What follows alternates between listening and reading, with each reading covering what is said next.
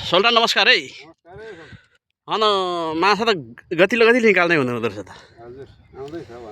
ए ल हामी चाहिँ आज साउदीको सात समुद्रमा माछा निकाल्दैछौँ। हाम्रो कनौको सोल्टाले माछा निकाल्नु भएछ हौ। ओहो यो त मिठो माछा हो नि, फेरि हो नि त। हो पक्रेली सोल्टा आयो माछा। ए ल यहाँहरूलाई सेवा नमस्कार।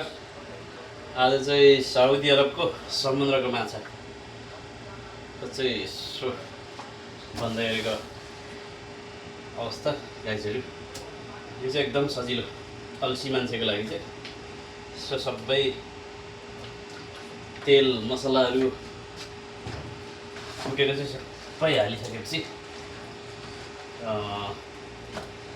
त्यसरी मजाले मसला ससला हालेर हरियो खोर्सानी, लसुन, अदुवा, यो चाहिँ माछा पाउडर सबै मिक्स गरेर हालिसकेपछि गाइजहरू यी समुद्रको माछा चाहिँ पक्कानमा हालेर बन्ने भयो है त गाइजहरू। यसरी चाहिँ नै बन्ने भयो। गाइजहरू कसो गरौँ त? यो चाहिँ एकदम अल्छी मान्छेको लागि चाहिँ बेटर हुन्छ। यसलाई चलाइरहनु पर्यो। कागती सागतीहरू जोडेर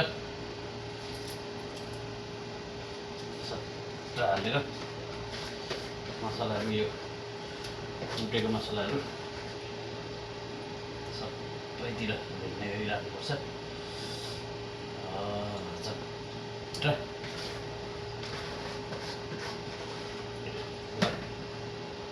गाइजहरू माछा है त। अब सट्टै बगानमा हालेर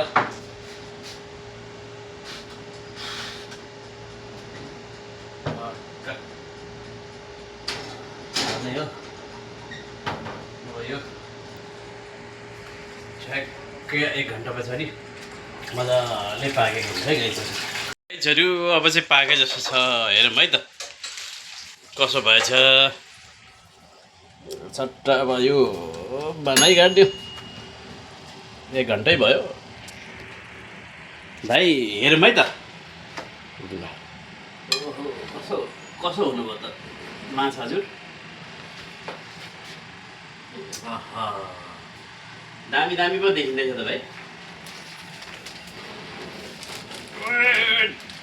सङ्गीत माछा त यसो भएछ त भाइ। पाक्यो भाइ। ल लैजाउँ है त। अब यो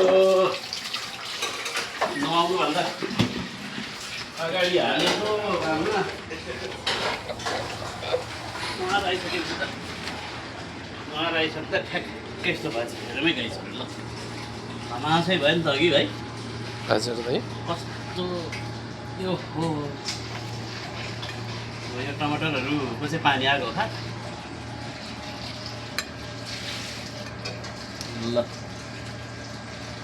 अच्छा मिठै भयो होला भाइ नि। ल अब खाउँ है त। ल फाइनली हामीले चाहिँ माछा खायौँ है त। अब माछा भाइ कस्तो भयो माछा? राम्रो भयो दाइ। हो मिठो मिठै भयो। मिठो भयो। ए ल मन खाऊँ।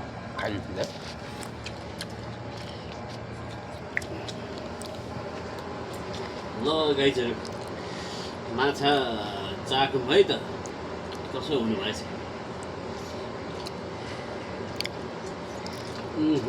उयो मान दामी भएछ भाइ